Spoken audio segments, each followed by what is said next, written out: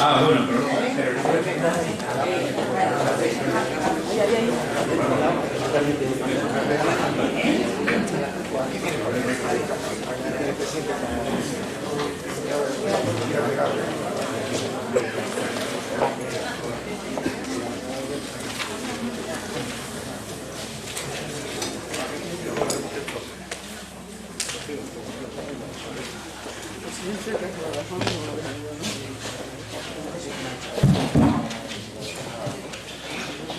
Buenas tardes. Antes de que empiece el acto, me vaya a permitir que diga una palabra, primero de agradecimiento al conferenciante y gran amigo de este centro y de todos nosotros por haber tenido la amabilidad de venir a Badajoz, porque una personalidad como él no es fácil que venga a ningún sitio. Y que venga a Badajoz ha sido un éxito, pero de Carmen Araya, Mi felicitación y mi agradecimiento en nombre de la sociedad, ¿no? Y en el mío propio también, claro. También quiero hacer un elogio de Carmen Araya, que es la que ha organizado toda la serie de conferencias sobre la historia de la ciudad de Badajoz y culmina con la conferencia de hoy. Ha sido un éxito el concierto de ayer, las otras conferencias, y la conferencia final es un éxito por la personalidad del conferenciante y por el tema tan interesante. Y luego agradecer al doctor Muñoz Sanz, que va a hacer la presentación del conferenciante, que se ha implicado de una manera tremendamente intensa en la económica de Amigos del País. Nuestro agradecimiento también. Y a todos, muy buenas tardes. Cuando quiera. Muy bien. Señor presidente de la audiencia, señora delegada, señoras y señores, buenas tardes. Muchas gracias por estar aquí. Me van a permitir que antes de presentar a nuestro ilustre conferenciante les diga que siento un enorme orgullo como ciudadano de Badajoz y como persona con su propia biografía por la actividad que está haciendo la económica, una actividad cultural tremenda, absolutamente sacando tiempo de donde no lo tienen, contrarrestando la enorme presencia política y económica que nos aplasta a todos y dinamizando una ciudad que necesita mucha dinamización. Por tanto, creo que tenemos que estar orgullosos y agradecerles y felicitarles por esta actividad que están haciendo y que no decaiga. Y en lo personal, pues por lo que ha dicho el presidente de la sociedad, porque en cuestión de 2 meses me han hecho partícipe de un montón de actividades y yo creo que ya empiezo a abusar. Así que esta es la última, por lo menos hasta dentro de 5 años. El resto de veces será ahí abajo. Muy bien, ayer en estas actividades que organizan tuvimos la oportunidad de asistir a un concierto en la Catedral de órgano realmente extraordinario. Realmente extraordinario. Fue un momento mágico y era sobre la música que se tocaba en la Catedral de Badajoz, con los órganos de la Catedral de Badajoz restablecidos en torno a 1812. En un momento, yo que estoy siempre con la cabeza por ahí dando vueltas y con los ojos abiertos, me pareció ver que se movía algo por allí, que en el púlpito se subió un personaje que es irreal, aunque ha sido real, que es un cura casi paisano y probablemente familiar, o por lo menos a mí me gustaría presumir de eso, don Diego Muñoz Torrero. Y resulta que este cura, que se dedicaba a ser cura y que lo vivía intensamente, puesto que defendía en lo que creía, es probablemente el personaje más importante en traer la Constitución de 1812 para España y sacar España de la Edad Media y meterla en la modernidad. Y es un cura que pelea por modernizar este país y que termina siendo vilmente asesinado en una cárcel de Lisboa. Pues yo me sentí muy orgulloso porque es un paisano y pensé, digo, qué bien esta música, qué bonita, este personaje, y mañana vamos a hacer la última conferencia en la económica con otro paisano. Pero un paisano muy especial, porque el hecho accidental de nacer ocurre en un pueblo pequeño, a 49 kilómetros de Toledo, que es San Pablo de los Montes, una zona preciosa. Ese pueblo tiene 2 cerros, que son el Cillero y el Cillerón, que si entramos en la etimología latina viene a significar lugar donde se guardaba algo. Ese pueblo pequeño, que en el año 47 del siglo pasado tenía unos 3.000 habitantes y ahora tiene 2.190, ese pueblo guardaba traer al mundo a otro prestigioso jurista, que es don Ángel Juan Espécer. Don Ángel Juanes Pérez se viene muy pequeño a Extremadura y estudia el bachillerato en Cáceres, hace la carrera en la Complutense de Madrid de Derecho, gana unas oposiciones de secretario y recala en Sevilla, y finalmente en torno al año 78, con creo que 31 años, aparece por La Serena, por mi tierra, en Don Benito, luego en Mérida, y empieza ya su carrera brillante hasta donde está ahora. En el año 1980 va a un puesto muy serio, todos son serios, pero el juzgado número 3 de San Sebastián, y hace su labor pues impecable, como siempre. En el 83 regresa a Badajoz y ocupa ya una plaza de magistrado en las audiencias provinciales de Cáceres y de Badajoz. En el 94 se traslada a la Sala de lo Civil y de lo Penal, al Tribunal Superior de Justicia, y en poco tiempo es el presidente del tribunal. Tuve el honor de asistir a su toma de posesión, a ese rito increíble que supone la toma de posesión de un presidente de un tribunal, y realmente allí mismo me di cuenta que Extremadura, con todo lo que la quiere, probablemente se le quedaba ya pequeña, que iría más lejos, y efectivamente fue así, porque en el 2003, a finales del 2003, entra en el Supremo, en la Sala Quinta de lo Militar. En el año 2008, la presidencia de la Audiencia Nacional queda vacante, puesto que don Carlos Diva pasa al Tribunal Supremo y al Consejo General del Poder Judicial el 24 de septiembre, y don Ángel Juanes, que tiene una sana ambición de progresar en lo suyo, pues entra en una terna y sale elegido para ser el presidente de la audiencia, cosa que ocurre, creo que promete el cargo el 29 de abril del 2009. En una de las entrevistas que le hacen pues prácticamente todos los periódicos nacionales, en el periódico Cataluña, el 4 de mayo dice: vengo a presidir la audiencia con vocación de servir a la sociedad, porque él es un servidor público y siempre ha presumido de eso, y lo hace realmente muy bien. Aquí, estando en Badajoz, tuvimos oportunidad de compartir con don Teresiano Rodríguez Núñez, que está aquí sentado, antiguo director del periódico Hoy, y otros compañeros, una tertulia mensual en el restaurante La Toja, donde se analizaba la realidad sociopolítica de Extremadura y de Badajoz, que luego el periódico, de algún modo, don Teresiano, con su capacidad de abstraer lo que se hablaba, bueno, pues tenía un reflejo en el periódico. Él participaba activamente, lo pasaba muy bien, y yo por lo menos aprendí muchísimo de cosas que salen fuera de mí. El currículum de don Ángel Juanes es realmente muy brillante. Tiene publicado varios libros como autor propio o bien como coautor, y decenas de artículos en revistas sobre multitud de temas, todos los cuales le apasionan. El fuero del bailío, algo tan nuestro, los juicios paralelos, los juicios rápidos, algo que nos afecta a los médicos, el consentimiento informado, que es algo muy importante en el ejercicio de la medicina y que ya lo enseñamos en las facultades. El deber de información del médico como fuente de responsabilidad, que es algo también muy importante. Ha escrito sobre la prevaricación judicial, el enjuiciamiento de diputados y senadores, que es de una actualidad que da escalofríos, el derecho de extranjería, que también está muy de moda, el derecho constitucional, su gran pasión, la Constitución, es, creo yo, y si no que me corrija él, que realmente es lo que más le puede gustar. Y algo que a mí me resulta muy atractivo, y que sin ser jurista y siendo un auténtico analfabeto, me he metido a leer lo que es el mobbing o acoso en el mundo castrense. En su actividad en la Sala Quinta del Supremo ha tenido que trabajar en este punto. He podido leer un artículo en la revista de Derecho de Extremadura que es el fenómeno del mobbing, el mobbing en el ámbito castrense, y es realmente curiosísimo. Hace un análisis del derecho interno y del derecho comparado, se repasa todo lo que ocurre en Europa, y da una lección magistral, incluso con la definición del propio mobbing, de algo que está muy en la empresa y que el ejército, difícil de discernir por aquello de la disciplina, él lo extrae perfectamente bien y lo queda escrito para que incluso los legos podamos aprender. Y algo que a mí me ha impresionado mucho, un voto particular que hace una sentencia en el Tribunal Supremo, en el Supremo, en la Sala Quinta, sobre el consumo de cannabis en el ejército. Un soldado que consume cannabis y lo echan del ejército. Recurre, llega, y hay allí, pues, el Tribunal Supremo le da la razón a quien toma la decisión, pero don Ángel Juanes y otro magistrado hacen un voto particular que me he leído.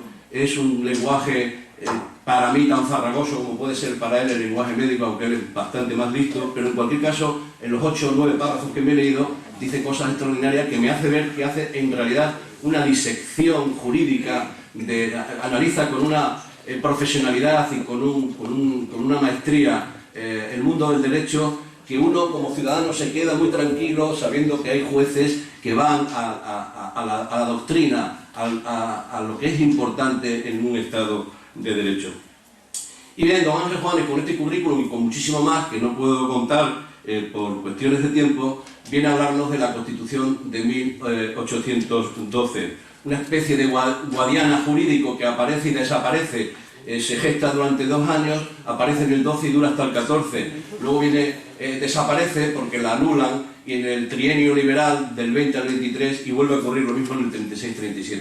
Esta Constitución es realmente importantísima y modélica porque extrae el espíritu de Montesquieu y de Rousseau y define por primera vez en la historia de España pues, el principio de soberanía nacional, la separación de los poderes legislativo, ejecutivo y judicial, la monarquía constitucional no hereditaria, la religión católica como forma de fe en el Estado, y en cualquier caso es una constitución moderna, importante, que a nuestro paisano, jurista y clérigo, brillante profesor de la Universidad y rector de Salamanca, Muñoz Torrero, pues de algún modo le costó la vida.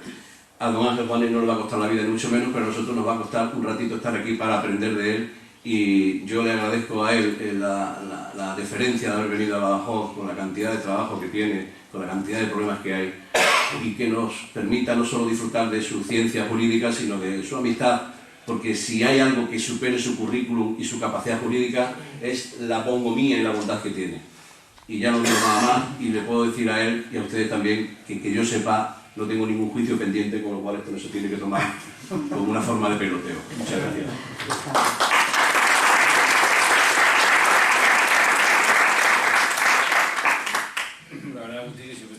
Tiene la virtud de emocionarme. Antes de nada, muchísimas gracias por invitarme a estar hoy en Badajoz. Yo cada vez que me llaman de Extremadura, de cualquier lugar que sea, tiene que ser muy difícil, por algún compromiso ineludible, pero siempre que me llamen desde cualquier lugar, Extremadura siempre vengo, porque es mi tierra, mi gente, y tengo un compromiso con ella. Sobre todo también volver aquí a Badajoz, donde tengo unas vivencias personales y familiares muy arraigadas, mis hijas, un poquito paseando ahora, cuando he paseado por Badajoz, he visto el cambio generado, para bien, y esto me ha recordado tiempos pasados, y la verdad que me ha entrado un poquito de nostalgia. Dicho esto, voy a hablar de la Constitución de 1812. Evidentemente, voy a centrarme en cuestiones, centrar lo que ha supuesto la Constitución de Cádiz de 1812, pero sobre todo quería hacer una serie de reflexiones para adentrarnos en cómo se gestó la Constitución de 1812, cómo se gestó y cómo pudo realmente hacerse un texto avanzado para su época. Hoy, por ejemplo, cuando se discute si la Constitución tiene o no carácter normativo, es decir, si es aplicable directamente o no, eso ya se planteó en la Constitución de Cádiz de 1812. El catálogo de derechos como bóveda de un sistema constitucional ya estuvo allí. El principio de división de poderes por primera vez allí se estableció en la Constitución. Temas que hoy están candentes otra vez, como la cuestión religiosa, también se resolvió de una manera determinada, pero también se estableció allí. Y por tanto hay que decir que la Constitución de Cádiz de 1812 supuso quien la redactó, quien los hizo, merecen todo un homenaje, pues adelantaron en el tiempo al constitucionalismo, y es una constitución ejemplar, sobre todo porque todos los que lo hicieron quisieron transformar España, pasar de hacer una España moderna, y sobre todo partir de un concepto que hasta aquel momento no existía, como es el concepto de soberanía. Entonces, para mí, la Constitución de Cádiz, cuando se penetra en ella, cuando se adentra, cuando se estudia con profundidad, se ve lo que supuso en una España en un momento determinado, y además en un contexto histórico, por la guerra de independencia, en que era muy complejo y muy difícil. Pero precisamente detrás de, como se dice normalmente, detrás de la letra de la Constitución hay una letra pequeña. Y yo, antes de repasar de una manera más detenida el contenido de la Constitución de Cádiz, me quiero adentrar un poquito en los bastidores, es decir, explicar un poco el por qué surgió esta Constitución, cuáles eran las fuerzas que existían en aquel momento y cómo es posible que un grupo pequeño de los llamados liberales consiguieron establecer, plasmar los criterios en esa Constitución de 1812. Evidentemente, en aquel momento, cuando se redactó la Constitución, existían tres grupos, ya lo saben los historiadores, y con muchísimo más rigor que lo que puedo yo poner, que correctamente se conocen como los grupos de los liberales, de los realistas y de los americanos. Evidentemente, estas tres fuerzas convergieron en aquel momento, pero hay que decir, y este es un punto de partida, de que en realidad no había grupos organizados, no había un partido liberal en cuanto tal. Eran grupos liberales, pero que tenían una cohesión doctrinal importante. Eran personas jóvenes que tenían un sentido de España muy arraigado, porque eso también lo explicaré, porque es algo que a mí me llama la atención y lo quiero transmitir en cuanto tal. Y eran una persona muy activa, que estaban aglutinados y que consiguieron imponer parte de sus ideas y plasmarlas en la Constitución. Pero para ello, ahora que tanto se habla de la Constitución española, que fue fruto de consenso, que tanto se habla de consenso, en la Constitución de Cádiz de 1812 también se produjo también un consenso, los partidarios del antiguo régimen, que es lo que se denominaban realistas, y también los americanos, y los grupos americanos que procedían de la colonia, y por tanto todos tuvieron que ceder un poco. Y eso es lo que explica que frente a conceptos súper avanzados en aquel momento, como es el de la soberanía, como es el principio de división de poderes, del concepto ético que se reflejó y sobre el cual me referiré también con detenimiento en la propia Constitución, pues realmente se recogen principios que no responden al pensamiento liberal, como era el manifestar que la religión católica no es que fuera la única religión posible, sino que además se decía, y también lo veremos con posterioridad, de carácter permanente, y que en las escuelas se tenía que enseñar el catecismo. Es decir, con esto quiero dar idea de que realmente se produce una amalgama de principios porque se consensúa y se buscan puntos de encuentro, y eso es lo que hace que, junto a principios liberales, en la Constitución de 1812, los fundamentales y principales, existe otro tipo de principios que responden a un naturalismo racionalista y también a un historicismo. Y eso me quiero detener en ello porque es una idea que al leer varias cosas sobre la Constitución me ha llamado la atención. Los liberales los liberales que hicieron la Constitución de 1812 anclan sus principios, aunque, a ver si me explico, aunque su pensamiento es el pensamiento de la Revolución Francesa y en ella se inspira en Locke, en Montesquieu, en definitiva en todo lo que supusieron el germen intelectual y filosófico de la Revolución, y por tanto se basa en la teoría del contrato social, en todos los pensamientos que dio origen a la Revolución Francesa. Sin embargo, y este es un matiz que a mí me ha llamado mucho la atención, los liberales españoles que hicieron la Constitución basaban sus planteamientos en una especie de historicismo romántico. Por eso se puede decir, en el buen sentido de la palabra, que eran unos nacionalistas. Eran nacionalistas españoles en el sentido de que la razón de sus principios lo buscaban no tanto en estos planteamientos filosóficos, como digo anteriormente, sino que lo buscaban en la historia. O dicho de otra manera, ellos consideraban que la existencia de una monarquía moderada, de una monarquía limitada, la existencia del reconocimiento de la dignidad de las personas, de los derechos humanos, eso es algo que estaba ya en nuestras leyes, eso es algo que estaba ya en las partidas, eso es algo que estaba en la monarquía visigótica. Y por tanto basan su pensamiento, o por lo menos así se expresa, en una especie de romanticismo histórico en el que todos esos principios de división de poderes, de esa monarquía limitada, tal y como decía anteriormente, lo fundamentan, si bien teóricamente en la teoría del contrato social, en la Revolución Francesa, siempre tienen un romanticismo, lo basan en la historia, de manera que, según algunos autores, transforman la historia, porque se dice, no, esto no era así en las leyes anteriores de la Edad Media, porque son los románticos de la Edad Media, y dicen que esto no estaba nadie inventado, no lo han inventado la Revolución Francesa, que este principio de monarquía, de dignidad de la persona, de los derechos, el principio de igualdad del hombre, todo eso estaba en nuestras leyes, y por eso son realmente, tienen un fervor por todo lo que supuso en aquel momento Castilla, por todo nuestro derecho histórico, y dice que en realidad todas esas aportaciones que se plasman en la manera que diré a continuación, en la Constitución de 1812, están enraizadas en nuestra historia. Por eso lo fundamentan en textos históricos más que en construcciones filosóficas, aunque en el fondo fuera así. Hay algunos autores que dicen que esto realmente no era tan sincero.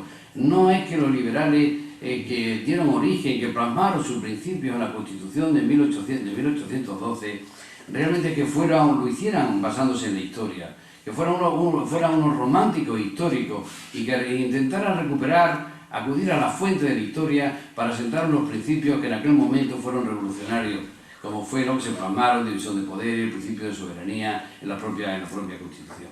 Sino que dice que como quiera que era un grupo minoritario, que no tenía fuerza para imponerse, ocultaban su pensamiento y que por tanto, frente a las posiciones de los realistas que también acudían a la historia, ellos también acudían a la historia para intentar construir, para intentar plasmar sus principios en la Constitución. Sin embargo, parece que los historiadores están de acuerdo en que no era, aparte de que por razones tácticas, evidentemente, pues moderaran o mensuraran, como se diría ahora, su pensamiento, pero sin embargo se considera que realmente corresponde a un pensamiento real, auténtico, que creían en la historia, pero para ellos deformaron la historia, porque en estas leyes que ellos decían de la Edad Media no estaban recogidos esos principios que se llevan a la Constitución, pero ellos fervientemente lo querían así.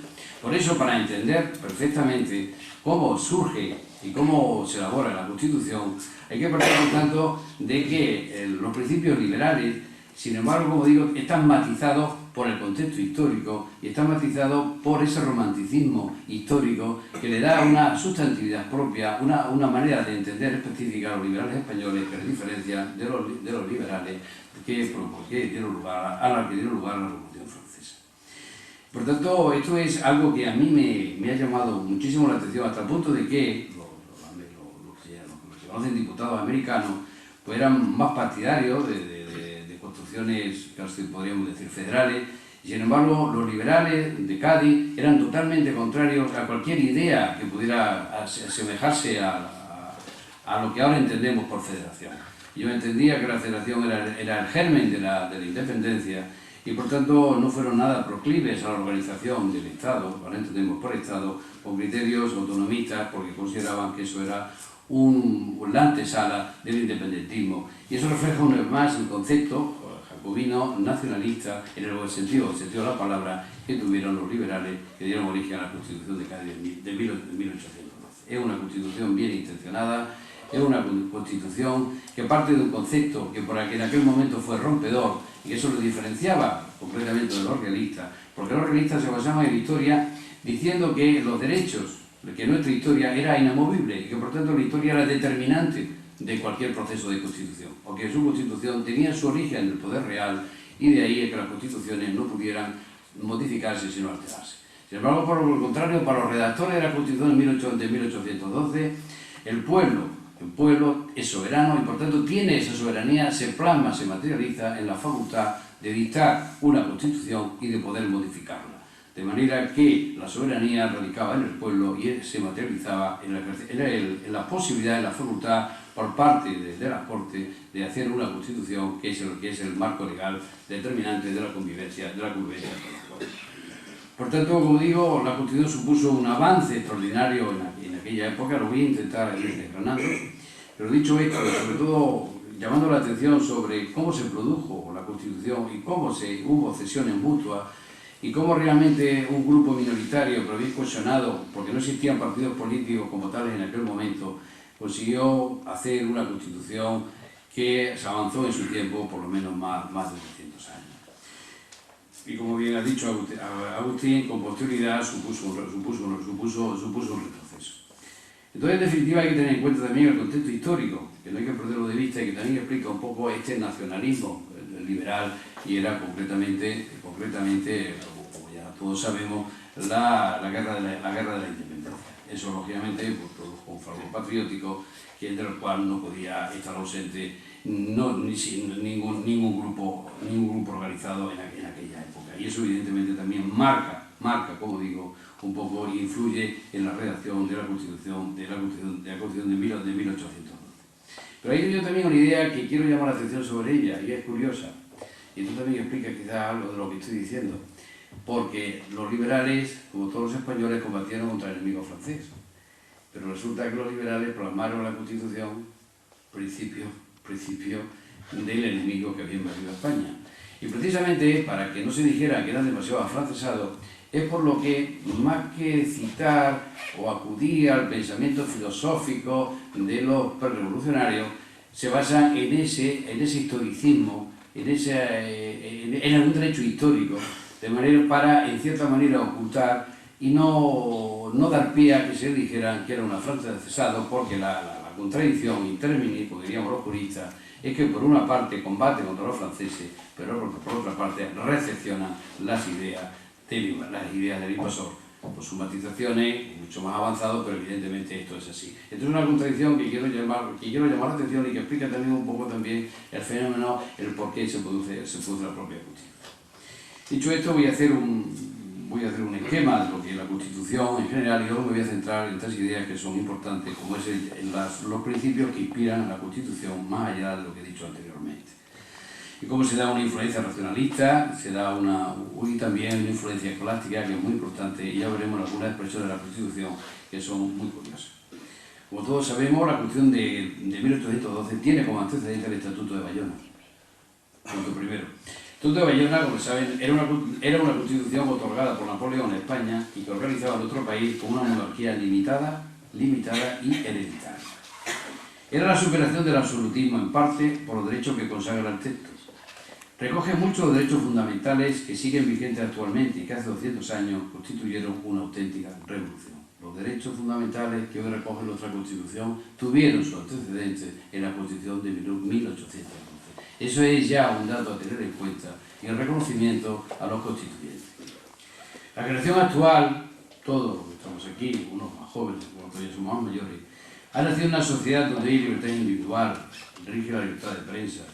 Todos sabemos que nuestro domicilio es inviolable, tenemos derecho a nuestra integridad física, pero lo cierto es que estos derechos, mencionados a modo de ejemplo, nacieron no ahora, sino hace 200 años, en el año 1812, y en aquel momento supusieron una gran ruptura por el pasado. La Constitución de 1812 se hace en Cádiz, como todos sabemos, en un contexto histórico, al cual he hecho referencia anteriormente, que es la Guerra de la Independencia. Resultado, y esto también es importante tenerlo en cuenta porque explica muchas cosas, el origen, en definitiva, los principios que inspiran la Constitución, una conjunción del clero, nobleza, liberados e ilustrados, unidos por la independencia. Había pues, lo he dicho anteriormente, tres sectores, en realidad, los llamados realistas, el antiguo régimen, los liberales y los liberales americanos procedentes de las colonias.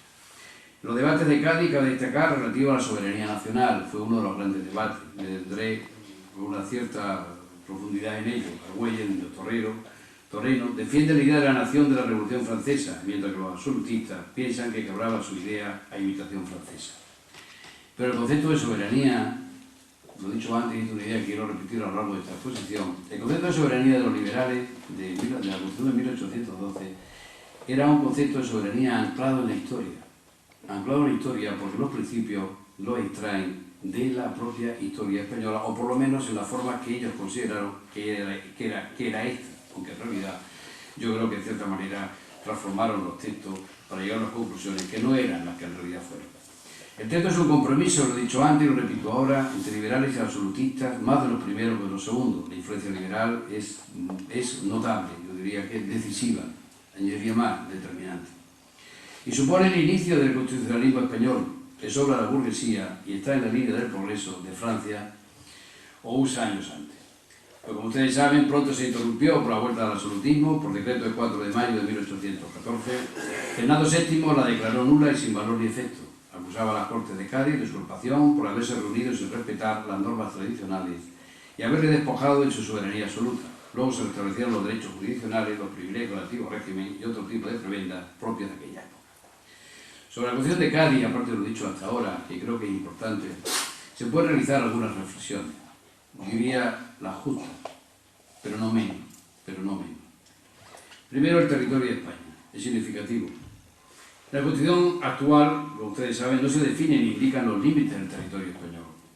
Pero el artículo 10 de la Constitución de 1812 sí que determinaba cuál era el territorio de España. Y hablaba, lógicamente, trasladamos a aquella época, el territorio de las Españas, Incluye la península y la América septentrional y va citando distintas posesiones, así como las Islas Filipinas. No se hizo una ley que prevía en el artículo 11 una mejor división del territorio, como consecuencia de las diversas concepciones de los liberales y los llamados americanos. Esa Constitución, a lo largo del siglo XIX, España perdería mucho territorio, como todos sabemos, sin que se aplicase nunca las disposiciones constitucionales que durante el XIX impedían la cesión de territorio. El constitucionalismo no pudo frenar el independentismo. Hoy en día la Constitución de 1878 no contiene, como todos sabemos, ninguna cláusula al respecto. Carácter ilustrado. ¿Por qué digo carácter ilustrado? Se observa en la noción de nación, artículo primero, española. ¿Y cómo se define la nación española? Como la reunión de todos los españoles de ambos hemisferios, que no pueden ser patrimonio, y esto es un avance en la construcción, el retomado del principio de un naturalismo racionalista, de la teoría de Lugo, de la teoría de Montesquieu, de todos los españoles de ambos hemisferios, que no pueden ser patrimonio de familia ni persona, patrimonio de familia ni de persona. La soberanía, dice el artículo 3, reside en la nación. Es el mismo esquema en la Revolución Francesa o en la Constitución actual de 1978. También son las destacables las referencias constitucionales, y esto es importante subrayarlo porque se ve para el carácter benefactor que ilustraba o que latía en los constituyentes de Cádiz. Hablan que las referencias constitucionales a la felicidad, como ejemplo objeto del gobierno, debe tender a la felicidad. El artículo 6 que establece que los españoles deben ser justos y benéficos. Justos y benéficos. Derechos. Aunque los derechos carecen de título específico, ¿y eso por qué? No es tampoco baladí. Porque no se quiso hacer una regulación de derechos para que no se dijera que la Constitución era demasiado afrancesada y seguir el sistema. Y por eso no se contiene, a diferencia del texto de la Constitución española actual, un catálogo de derechos, pero eso no significa que no existiera, que no se recogiera, sino que, por el contrario, se enumeran, lo que pasa es que no es de forma sistemática a lo largo del texto de la Constitución. Allí se establece que la nación está obligada a proteger los derechos legítimos de todos los individuos que la componen. Se habla, entre otros, de la libertad civil. La igualdad asoma al constituirse un solo fuero para toda clase de personas. Se suprimen los fueros en causas civiles y penales. Se establece, y esto fue muy importante en aquella época, el sufragio activo, la libertad de expresión, el derecho a la integridad física. No se usará nunca el tormento ni los apremios. Todos saben que en el antiguo régimen, en la Inquisición, regía los de tramos, aunque sea lo mínimo en el proceso penal, lo que se llama el proceso inquisitivo, donde lo que se trataba era de obtener la verdad por cualquier procedimiento, por cualquier mecanismo. Eran inquisiciones generales, en donde eran secretas y por tanto no se sabía de qué se acusaba. Y si eso se une, que también que se premiaba, que había las penas eran multas y que por tanto se entregaban concretamente al rey, incluso a los propios jueces, pues eso hacía que las condenas fueran prácticamente pues mayoritarias, las soluciones se podían contar con los dedos a la mano, si es que existían algunas. Era un proceso inquisitivo que estaba basado, como digo, en la obtención de la verdad a cualquier costa.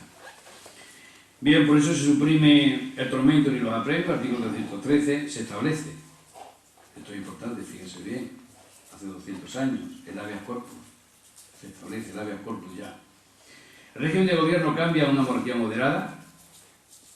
Se dice que nuestra historia es la de la monarquía y que por tanto eso era absolutamente intocable. Nadie discutió el tema de la monarquía en aquel momento, la Constitución de Cádiz, porque esa era nuestra tradición, esa era nuestra historia. Lo único que se hace, y este es el pensamiento en donde sí influyen los liberales, era de limitarle y decir que la soberanía radicaba no en los reyes, sino que radicaba en el pueblo. Y se materializaba, concretamente se ejercía por las Cortes. Iglesia-Estado. Esto sí es importante porque, como dije al principio, como he expuesto, aquí hay una especie de compromiso donde se recogen materias avanzadas como es lo que he dicho antes, el concepto de soberanía, el principio de división de poderes, pero sin embargo, en cuanto al tema de Iglesia-Estado, no hay separación Iglesia-Estado. No hay separación Iglesia-Estado. La influencia de la Iglesia en aquel momento era muy clara. Así el artículo 12, y esto es importante subrayarlo, indica que la religión de la nación española es y será perpetuamente la católica, apostólica, romana, única, verdadera. Fíjense, repárense la palabra perpetuamente. La nación la protege por leyes sabias y justas y prohíbe el ejercicio de cualquier otra. El adverbio perpetuamente indica una inamovilidad que no se aprecia en otros apartados, un rasgo que realmente pues, entra en cierta contradicción con los principios que inspiran todas las demás materias que recoge el propio texto constitucional. En esta línea, en materia de educación, se enseña, artículo 366, el Catecismo de la Religión Católica, que comprenderá también una breve exposición de las obligaciones civiles. Estos 2 siglos que han pasado, como ven, muchas de las cuestiones siguen todavía vigentes. El Estado. El Estado se compone de ayuntamientos y diputaciones provinciales. En cuanto a los poderes, destaca el régimen de las Cortes, del Rey, secretarios y Consejo de Estado. Pero quiero decir 2 cosas. Que primero, se concede la supremacía a las Cortes. El Rey mantiene el poder ejecutivo, pero no hay una relación directa entre lo que son las Cortes y los reyes. No existe un mecanismo, como existe en todos los textos constitucionales, que equilibran o en cierta manera establecen esas relaciones. Son 2 poderes que se consideran en cierta manera independientes el uno del otro. Luego, por tanto, resumiendo hasta aquí dicho, y ahora voy a seguir avanzando en otras cuestiones, hay que decir que la Constitución de Cádiz, como dije antes, ha supuesto un avance, supuso un avance extraordinario y se adelantó, y esa idea es importante y la subrayo mucho y la reitero más de 200 años, porque supuso en primer lugar la consagración del principio de división de poderes, el concepto de soberanía nacional y sobre todo y fundamentalmente en la idea de la concesión de una serie de derechos que en aquel momento eran totalmente desconocidos. Pero ¿cuáles son esas influencias que dan lugar al nacimiento, a la existencia de la Constitución? Son varias. Influye por una parte el naturalismo racional, la teoría que he dicho anteriormente, de Rousseau, de Locke.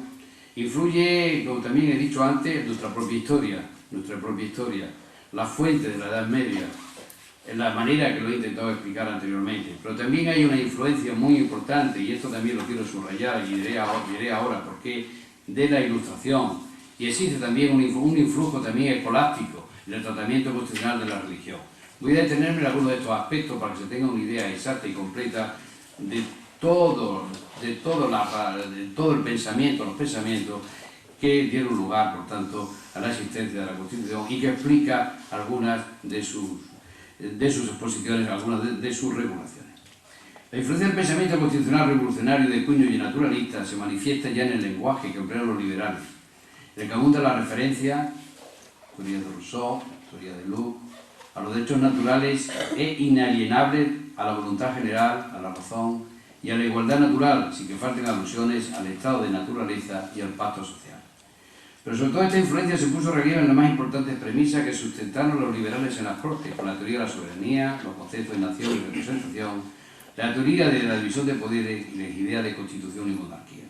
Unas premisas además que cristalizaron la Constitución, confiriéndole un carácter no reformista, sino incluso podríamos decir, para aquella época, revolucionario.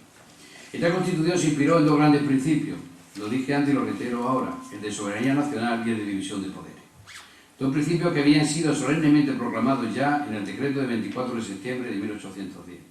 El primero se recogió en el artículo 3 del texto constitucional, sin duda el más polémico.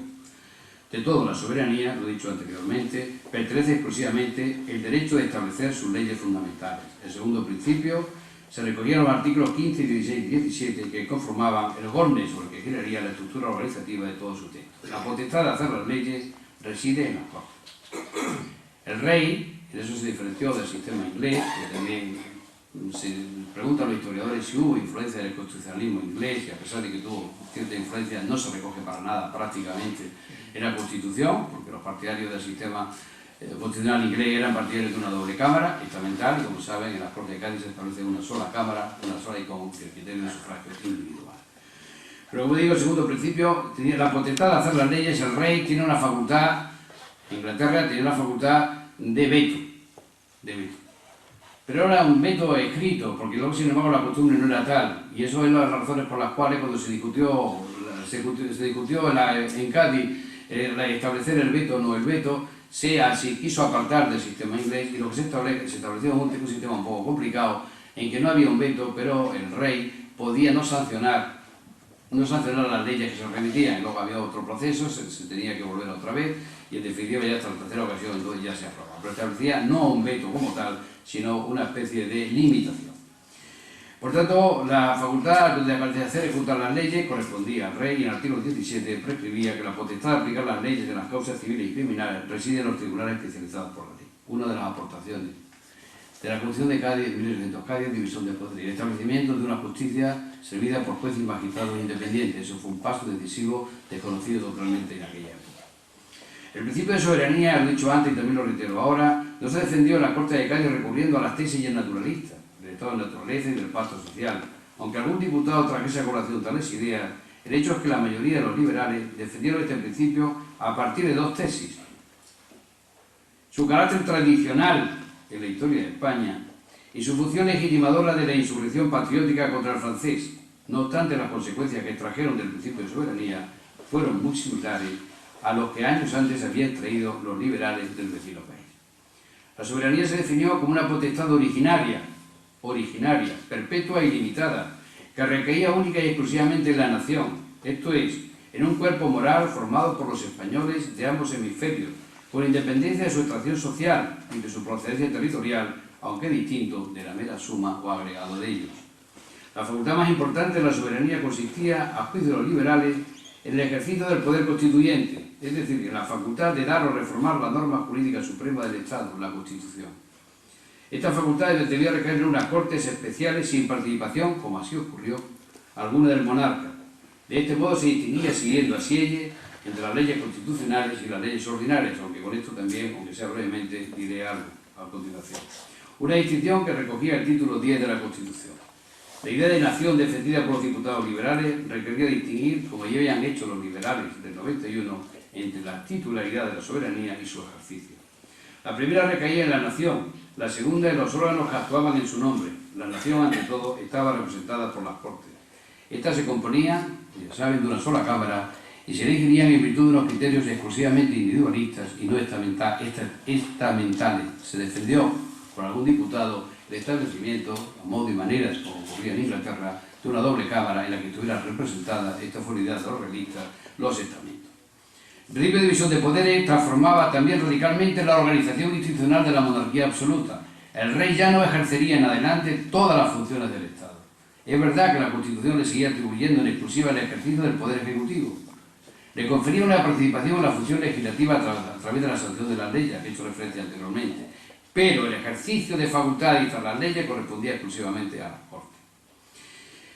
Ellos desempeñarían la función legislativa, pues el monarca solo podía interpretar un veto suspensivo. Los liberales quisieron cambiar a sí mismos, de forma radical, y así lo hicieron, la organización de la vieja monarquía en lo relativo al ejercicio de la función jurisdiccional.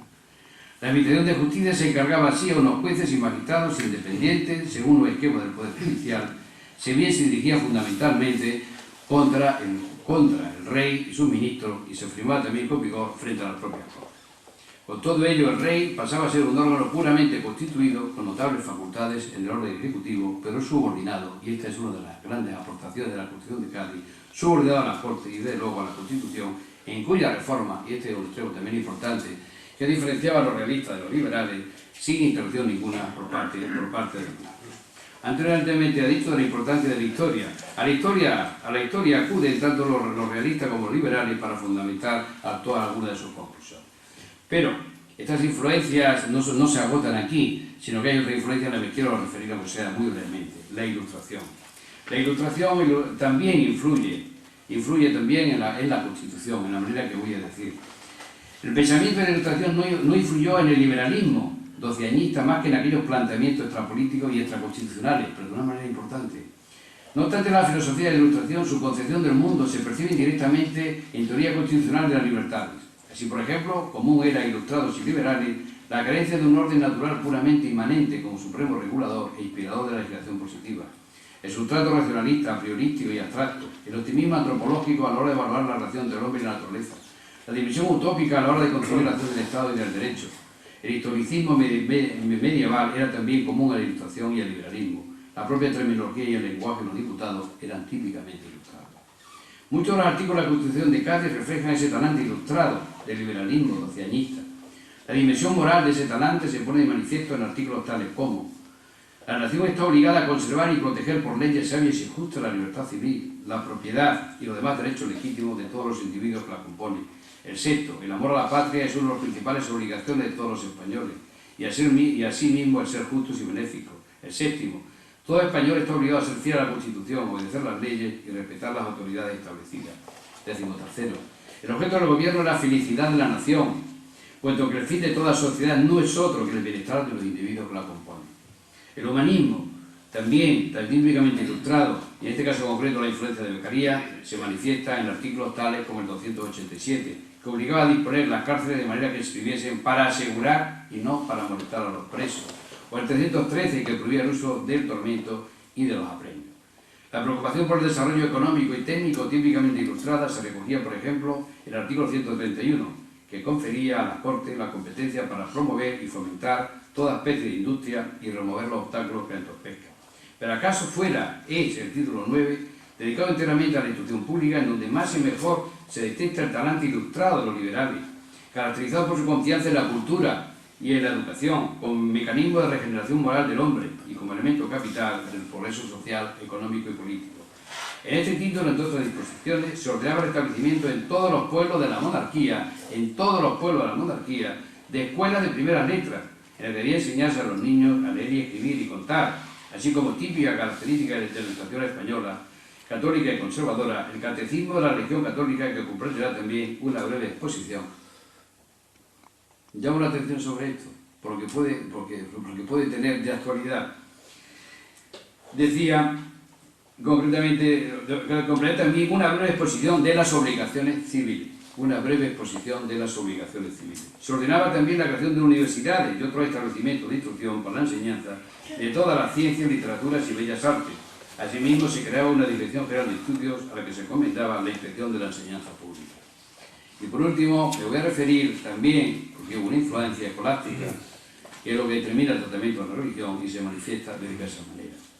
Así concretamente, el artículo 155 de la Constitución contenía una fórmula muy significativa, que se repetiría, por cierto, en todas las demás constituciones españolas del siglo XIX, al declarar que el rey de todas las Españas lo era por gracia de Dios y por la Constitución de la monarquía española. Referencia a la tradición. Lo que pasa es que la tradición entendida de forma distinta lo realizan los liberales, pero todos acudían a la historia. Además, algunos términos que todos los diputados liberales utilizaron procedían de la literatura escolástica, como el de monarquía moderada o el de poderes comunicados, en vez de los más liberales y modernos, monarquía constitucional o de poderes delegados. Ahora bien, es preciso hacer dos puntualizaciones. En primer lugar, hay que decir que esta prácticamente se redujo a Muñoz Torrero y a Oliveros. En lo demás, con la excepción terminológica mencionada, no había un rescoldo escolástico alguno, o cuando lo era muy débil. Y eso es lo que explica también, como dije anteriormente, el tratamiento que se hace cuando hace referencia concretamente, por tanto, a la Constitución. En definitiva, y con ello voy concluyendo, por no cansarles más, y quiero dar solamente una serie de ideas para situar, quiero decir que la Constitución de Cádiz de 1812 supuso un hito muy importante, y debemos un reconocimiento porque se adelantó en su tiempo casi 200 años. Parte de la Constitución española, toda la materia de derechos, principio de división de poderes, todo lo que es una monarquía constitucional, tiene su tratamiento, tiene también su origen en la Constitución. Fueron unos constituyentes preocupados por el bienestar de España, con un sentido patriótico, en el mejor de los sentidos, que quisieron modificar y adelantarse en su tiempo y hacer evidentemente una España mejor, una España más culta, una España más inteligente y una España más tolerante. Solamente por eso, de vez en cuando, es necesario hacer un recuerdo y un homenaje a quienes hace 200 años se avanzaron en nuestro tiempo y permitieron que ahora, esto que hace tiempo, las generaciones nuevas, que estamos disfrutando de toda serie de derechos, se piense que hace mucho tiempo, hace 200 años, ya unos buenos españoles se adelantaron y hicieron un texto que realmente merece el máximo respeto. Nada más y muchas gracias.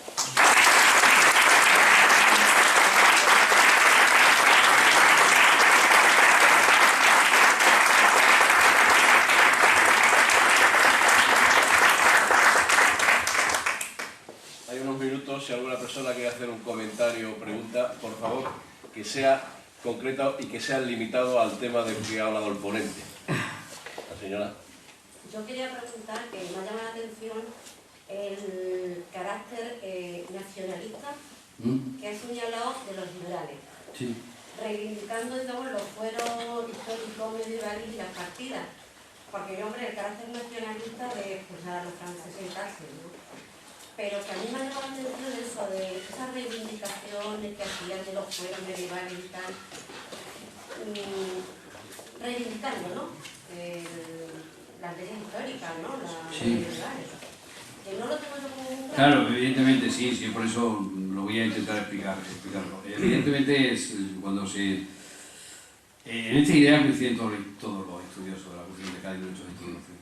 La referencia de los liberales a la tradición, a la historia, es constante. Es más, cuando se dice, incluso en las deliberaciones, cuando se habla de ese concepto de soberanía y todo esto, y se argumenta, se dice, no, si esto no es nuevo, esto ya estaba en nuestra historia, esto ya estaba en nuestras leyes fundamentales.